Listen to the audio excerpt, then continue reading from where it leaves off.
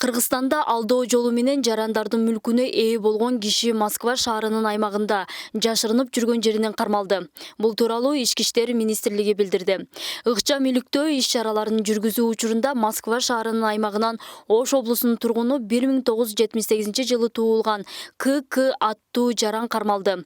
Ал жасалма документти атайлап пайдалануу менен документтерди, мамлекеттик сыйлыктарды, штамптарды, мөөрлөрдү, бланктарды кол менен жасоо, даярдоо, берүү же пайдалануу беренеси боюнча айыпталып, издөөгө алынган.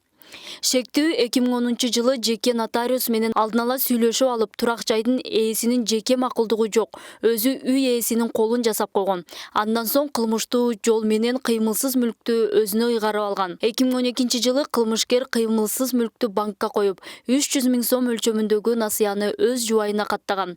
Андан соң акча каражатын алгандан кийин аны өз керектөөсүнө коротуп, банкка материалдык чыгым келтирген.